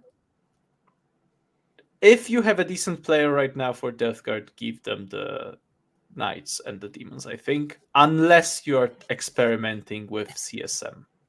I don't think Knights currently are making the top cut for 8s. Yeah, those Death Guard players need those Soul Grinders, bros. Exactly. Like, how am I supposed to live my life without the Soul Grinder in my list? Come on. The Crabby Boy. If you're not, like, playing Crab Rave out of your phone while deploying that boy, I'm so disappointed with you. He's gonna be like this. By the way, the one that I borrowed from a friend has one leg missing, and like crazy, one of my teammates has printed that I'm leg, so I'm gonna be fucking assembling the boy on the first day of the tournament. Hell yeah. Do we think that initial estimates should be adjusted for player skill? For instance, if a team clearly has 1 or 2 star players. Nathan, did you change your estimation again, Liam VSL? No, we kind of maybe it's different for different countries. We don't take into account player skill, but we never assume anybody's bad. Effectively, so you never, if there is what you perceive to be a weaker team, you just assume that they are the people who continually win their events, especially when you get to a WTC. These are what they are, basically our equivalents for that country. So you'd be kind of stupid to be going, well, that team's not very good, so my matrix should be this. When Yeah, I actually, think the question is more, if you Sure. see a really good player, are you more conservative, say you know that someone is smashing with a faction, so, and your experience has been mostly against players from like round 1, 2, or 3 from super major, so you are not sure whether your estimation is correct because it conflicts with someone who is also their faction specialist. So I think obviously the mental side of it is a big part. I think there is sometimes a case of you go into games with a Liam and some people are defeated before they even get there. They deploy super defensive and they give him the board because they're like, you know what, he's going to smash me. I'll just try and get 3 or 4 points. And actually they end up getting 0. Mm-hmm. Whereas you kind of have to just put that out of your mind a little bit. If you know the matrix and you know the game, you are also a good player yourself. It is what it is. Play your game normally. Just as long as you just know the matchup, know what they might be capable of doing. Yeah, I personally think you have to ignore it, but that isn't always the case because some people do results that don't make sense. I don't know what you guys think. I will actually add on to that because I thought about it a lot. I think up to a certain, I think adjusting for player skill and specific matchups depending on players who are playing is the possibility only for extremely good teams, which is weird to say, but then I think you can actually make a proper decision that this player will beat X player, or like in that specific matchups only this player can win, because then you might adjust the very micro decisions in your pairing process. But this is very delicate. I have done this before, but what I would say, I would not, absolutely not recommend doing it before you reach a certain very high level. For any average team, I would say never do this, because as you've guys discussed, I think this skews your matrix into being untruthful, not informative, and mostly not useful in the pairings process. And what you need your matrix to mainly, like, your matrix is supposed to give you a clear road to do your to do a pairing process. And if you are scared of something and like, I don't want to play this because the guy is so good, it skews you too much, it scares your team, it like wrecks your morale. There's a lot of reasons not to do it. So to be honest, I would be lying if I said I have never done it in the pairings process ever. But generally, I don't recommend doing it unless you are Agreed. already extremely, extremely capable and like sure enough with your assumptions there. Sure, Yeah. totally get that. Yeah. Okay, when you have a teams event with this many teams, do you try and do a pairing metrics for every team? Some teams I know do a general rule of thumb grip and then prepare for top teams as a compromise. So I will add my opinion on this. I think you can identify when you're a top team. Like, I think we can safely say that our team and Nathan's team are a top team. You can identify which teams you are very likely to play at some point of the event. And I think then starting with that preparation is a good starting point because you'll end up identifying patterns and archetypes. So, say we identify 10 teams, filled in estimations for those 10 teams. then we can agree that when we see the distribution of the factions, probably the other lists will be very similar. So if we put thought into those 8-10 teams, our thoughts will translate to other teams that will face down the road. So I think it's even better now when you have 72 teams at an event to, in our case, identify only a few of them that we are very likely to play, and not dilute your time on creating 70 matrices, because it will take a lot of time. And yeah, I think there's a problem if you're, say, at WTC and you're a team from like the pod 2 or pod 3, or however was the name, like tier 2, tier 3. You, after leaving your pod, you have no clue who you're playing. You cannot prepare as well. You just need to be as well prepared into the general field. If you're a team at WTC that's expected to come out first from their pod, you can kind of expect who you will face when you go through the pods and see what are the teams in other pods, to some extent. Anything to add? No. Not really. That's a good summary. I think, and identify the general field. That's the first thing. Identify trends, and then know your army, know your matchups. Just prepare yourself, because that will allow you to then fill out the matrices during the tournament, which is going to happen. It's 70 fucking 2 teams. Nobody's doing 72 matrices. If we face all the teams we prepared estimations for, holy fuck. Oof, that would be That's a rough weekend. That's a rough weekend. That is true. Okay, so at Sisters Act, I talked about not having a great team comp at Eurotrash Cup. Like, genuinely, when you look at the armies we provide, what would I have done differently in a perfect world, assuming you have the same players? I would give Brian Thiessen and Mice and Eldar. End of story. Sure. Instead of Orcs and GSC.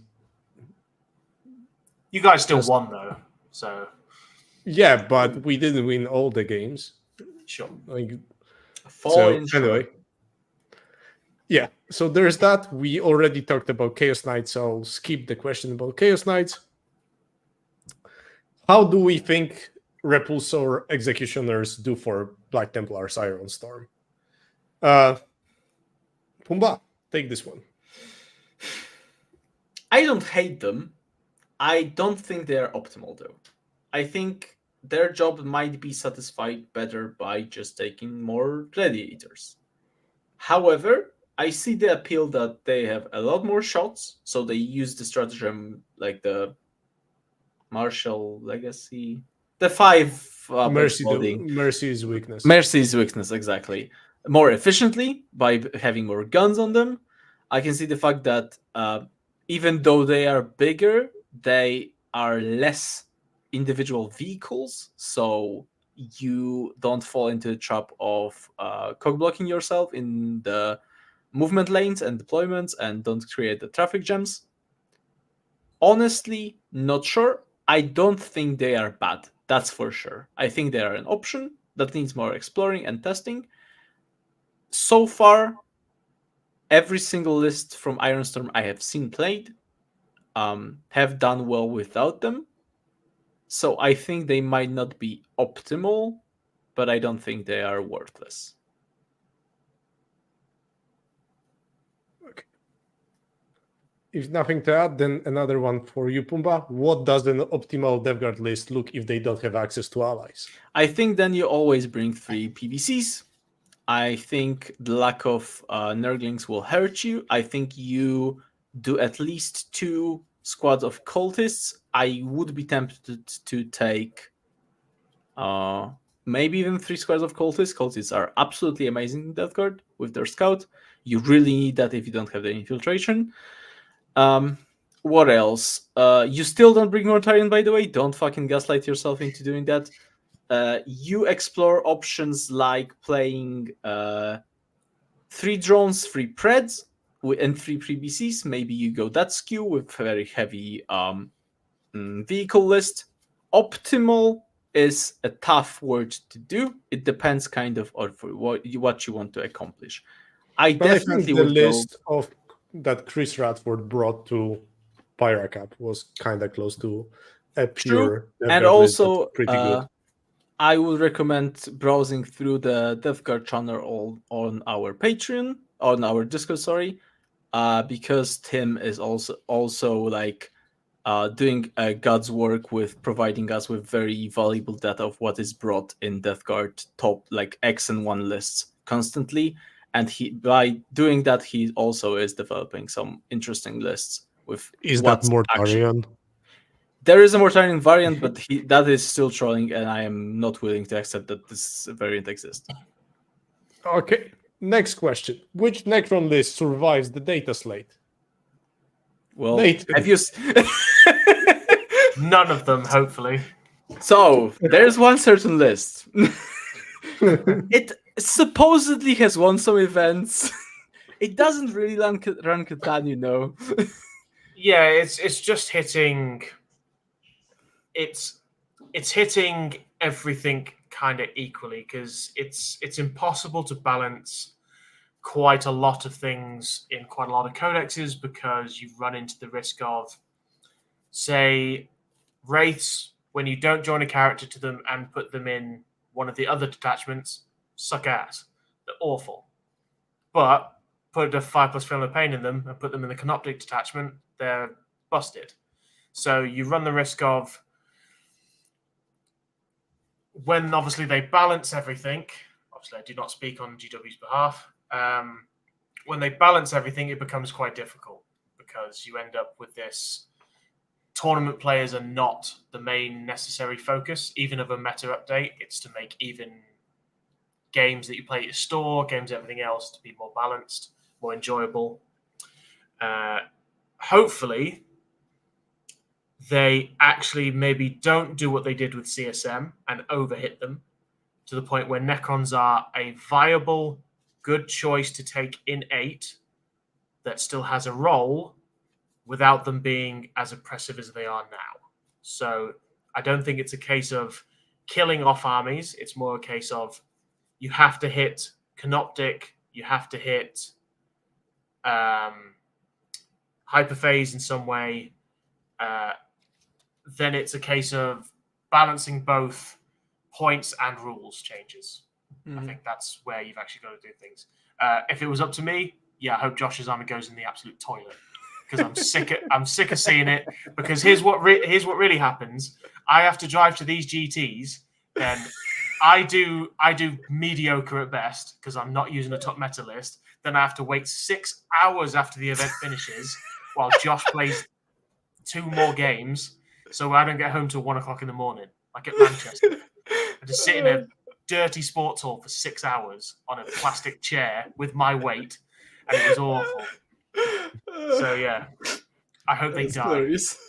Because I that's the person who was hurt the most by the kind of the card list is Nathan. Yeah. Hashtag feel my pain. I love that. None of the fucking second place finishes. Nobody has known the actual pain of and the cost of Canoptic being good. Does taking pure DevGuard change its role in the team? I don't think it does. I think it does. I think, as we've discussed, I think you then need to skew more into a certain direction. You can go the like. I think you need to figure something out to fill out the spots, and mostly you would skew into vehicles, you skew into PBCs, or maybe you go even harder on Plague Marines. But I think it skews you a little bit more. I don't think such list can be as good like throughout the field. So you need to figure out the role. But it can be different things. Is one Leman Rush sufficient? I assume it means tank commander. And thoughts on Plasma Rush in addition to Demo Commander? I think that's what David was playing for a moment. He had like one. He has Battletech Cannon. I think he has Battletech. Okay. Which again is a little bit more skewed potentially towards our terrain because there's big fire lanes. That second Leman Rush is really good, but more WTC terrain. You're leaning into two commanders, or you're not taking the second commander, realistically. Yeah, I have no strong opinion on plasma cannon same. remunerances, but no Yeah. gods prayer here, Just take less unfortunately. Bullgrins, please. Anyway, next question. Are custodies too easy to pair around and less valuable in teams? Or are they a must, assuming they survive the data slate? I will start this one. At Pyra, I thought custodies are shit because they didn't bring good scores. And I saw so many potential pins into them, and like they surely win some of the matchups, but I don't think they have that many great matchups, and they win those matchups high. And then we played Euro Trash Cup, where Jack just demolished with his version of the list. And we didn't even protect him that much in the pairings. He was like maybe mid defender, like, or he was in the last four, and he just performed well. So I don't think they are too easy to pair. I don't think you can play them as a defender nowadays. Like at WTC, you play them as a defender usually.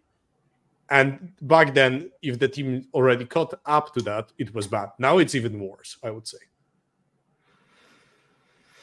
And but on the other hand, I don't think they are that bad later in the pairings if you have already dodged some of their bad matchups. If you manage to take them out, I think this army is like decent, but I don't think it is an army that gives you a good upside of you already doing the pairings to make sure that this doesn't get a bad matchup. That's my take. I'm gonna be honest. I definitely don't think they are a must. Yes. 100%.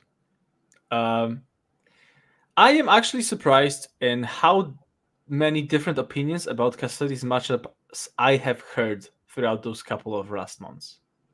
Like some of the matchups are very obviously everybody agrees Custodies don't play into guard. Or T-Sons. Okay. Like we have established that. We've known that after WTC. Like sure. But after that, I have seen wildly differing opinions about Custodies matchups. And I am legitimately curious if that depends on the build, depends on the experience. I do think there's a lot more to them that meets the eye. I am legitimately not sure. I think they are an unsolved army, and I am very surprised by that. I thought they would be way easier to figure out. Definitely not a mistake. That's Nathan? my stand on this. Yeah, I think Custodes are in that point where if you didn't see them in a team, you could make 3 or 4 arguments as to why you didn't take them. And then you could see them in the next team of 8 and go, I've got 3 or 4 reasons why you should take them. They do have some bad matchups. They do have some games that go their way. They are pretty solid into quite a lot. Depends on the terrain you can take. It's one of those. I actually quite like them towards the last picks of an 8, but it's got to come down to player, what you have left, what holes you have in your matrix. It's one of those. I don't hate to see them. I don't dislike them if they're not there either. They're just in that middle phase. What's the best counter to T-Sons? Guard, possibly. Iron Storm is not the best. Yeah, Iron Storm and Guard seem like 2, but not like you lose 20-0. Definitely. It's like you just don't get above 10. Like you shouldn't get above 10. They are just surprisingly good. I am very surprised how good they are into the meta. Yeah, I don't think we yet experience what are the counters to T-Sons. Maybe they will just surface after some time. We do not have yet enough reps to have very good. Sisters are good into them. Yeah, but also at the same time, I know Brian won against Boris and that Liam won against Boris, I think, and also against Vic. Possibly. So I'm not sure. I played this matchup and felt like it was slight advantage for Sisters, but I saw how it can go quite bad quite fast if you make one mistake. So not sure. Then is playing two Grandmasters in Dread Knights, 3 Dread Knights, and 3 other characters too risky of people taking fixed into it. What's the optimal split to max output without hemorrhaging secondaries? Nathan, as a Grey Knight aficionado here. Yeah. I personally don't like the 3 Libbies. I'm not a big fan of them. So say in my list, I only have 5 characters. So you would have to kill all of them to get the max points. So I'm less concerned about Assassinate, especially when they can bounce around a lot. You can actually pseudo limit how many points they get for that. Bring it down. You're a mech army. Just kind of is what it is. I think my list is 27 points.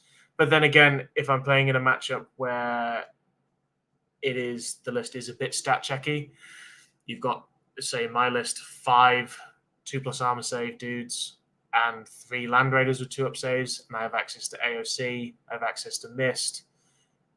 Smoke. It's I can smoke. There's a lot of strats to kind of get you out of taking a lot of damage in one particular turn. The list is very good at punishing with the speed, very good at punishing potential elements that could be difficult for you.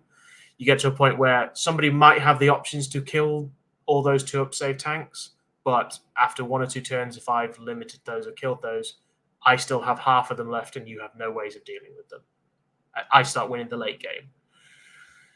I personally don't like the librarians because I think you then really do bleed Assassinate and bring it down. Or depending on the terrain you play on, you can do things like bring it down and homers. And yeah, that's quite difficult just to avoid. So it does chip into your differential sometimes. But I think quite a lot of codexes, quite a lot of armies these days, sometimes do need to pick cards because they need CP. So it's all situational.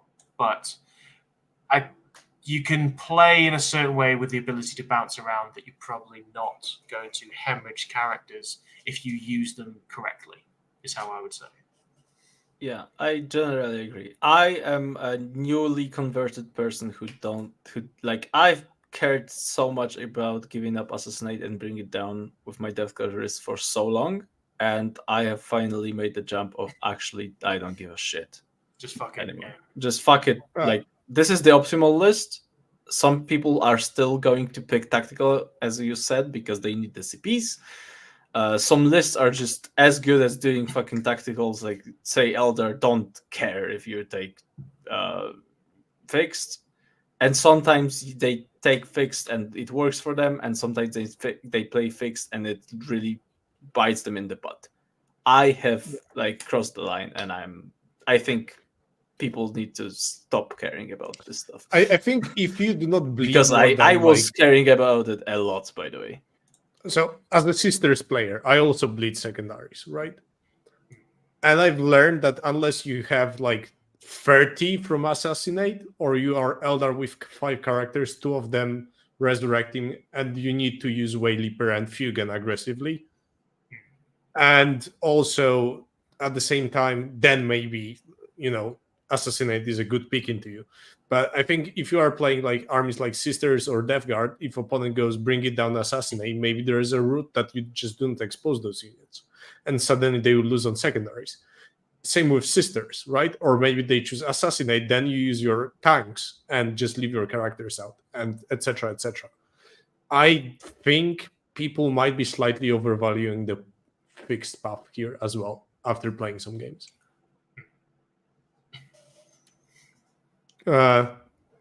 What role does Tau have in 8 mans? Does bring it down hurt their differentials too much? I can say, because I haven't thought about the new codex at all, and the previous codex, I think the bring it down was the problem for this faction.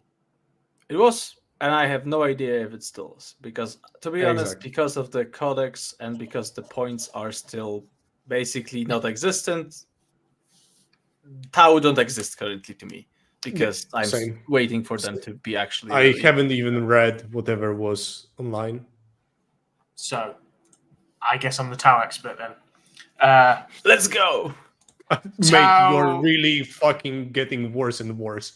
Grey Knights, Tau, Nids. Compared to you two, I've actually read the new Tau Codex, and I have read it. We see a lot of Tau at our events because we have a lot more angles of it. Like I think there was 2 Tau who went undefeated at Manchester, 2 5-0s.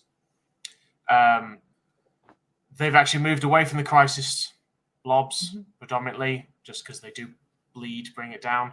Obviously, the new book doesn't have cyclics because you don't get them in the box. So why can you have them? So the new Tau is going to be quite different. I think people should be looking at the Kroot spam, because I think that in teams that could potentially be a first turn super obnoxious army, because it's just 800 points to infiltrate 100 dudes on your doorstep. If you go first, just pin you in a corner. Great. Lovely game. Because it's backed up by 1,200 points of shooting Tau, because we'll just have to see what the changes in points will be.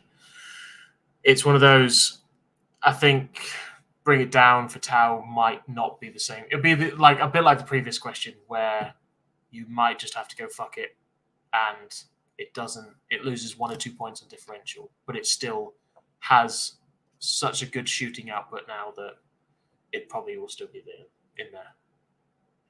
But it's probably going to need a board choice because it is so one-dimensional and not having combat.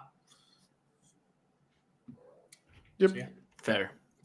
So, before we get to super chats, if you enjoyed this spam of like 10 questions in a row, that's the benefit of being our patron. That was Joshua and Gelke that just spammed us. Nearly 2/3 of all the questions here were from Joshua. So if you also want to spam us with questions for future shows and make sure that we do not go to sleep at reasonable hours because we stay up answering your questions, you can do it for $5 a month for Patreon. So if you want to just check that, I will not do the rest of the plugs. We need to cut out that Ines part and just have it as You really need to edit video. that out, by the way, and use it. It was just too good. I'm just lazy. Yes, but we have one super chat that let's answer. Wait. I need to do a couple of rapid fire ones because I've been alleged Soul Grinder does not need a base anymore. I have read the new WTC ruling, and the boy is free now. He does not have a base. Not anymore, boys. He's free. And Nathan just learned that by the way. Did you get that approved in the model approval chat? Absolutely fucking not, because it doesn't need to be. We are using the WTC FAQ. Yeah. So the boy is now free, because on that base he was absolutely not fucking playable. It changed a lot. Exactly. Yeah. Do we know anything about the double Garchuan Squigoths? I don't think we do. These seem to be a meme. I'm gonna be honest. My son currently switched from GSC, but he still believes they are quite okay, but not worth the effort, I think. I mean, my son was playing 3-hour games for a 10-10. Yeah. I think it's a waste of my son. It's it's that lifestyle right now. That is true. And then we have our super chat. Which is a difficult one, because we kind of don't want to tell Nathan what to avoid. For the listeners, what would you try to pair Blood Angels, Sons of Sanguinius into? What would you avoid? I think that army is just good. They are just generally good across the field, I find. They don't have very, polarized matchups across the board. They are just these. And that army, I find, is playing this kind of honest, almost 9th edition Warhammer. It shoots some, it fucking punches a lot. It is better into Custodes than Iron Storm. It's fucking ridiculous into Custodes, which is fucking funny. Yeah, we will be hiding that sector a little bit because it is our secret tech why we brought them over the over the Iron Storm. Also over Custodes. Over the custody were no other choice, to be honest. But yeah, sure. Let's go with that. Yeah, we can talk about it at the next one. But to be fair, I think most of the teams still expected to perform to what we expected to perform. And it's also Ines, so I expect 10-10s out of him and complaints. So.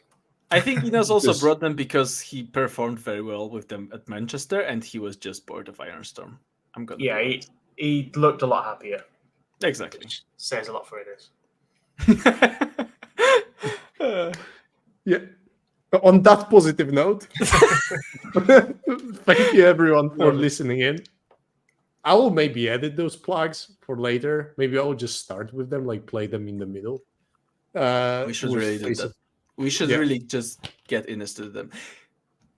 We should get Steve Joel to do them. Oh, yeah, right. The boys were memeing about this, but we can actually do it. Yeah. Like, they've got Ines, we've got nobody. What do we have? Typhus to do them? Fucking no. That's awful. Yeah. Yeah. So thank you for listening in. And no, Mr. Potato Waffles, who just asked, after 2 hours of a podcast, we are not covering more teams. Sorry, you can go back. I believe we will be back from Alpine covering the tournament as an experience from our perspectives. We will talk more about what we think about the meta, what we've encountered, what surprised us. So we will talk about it still, but not today. And it will probably not only be on the Enter the Matrix, but to some extent on the main show as well. Because so many guys from StatCheck will be there. So anyway, thank you for being here for this lovely show with not that much questions, but it still ended up with 2 hours. Lovely. And classic. See you in 2 weeks. Did I just curse it by saying that in 2 weeks we'll be there? Maybe.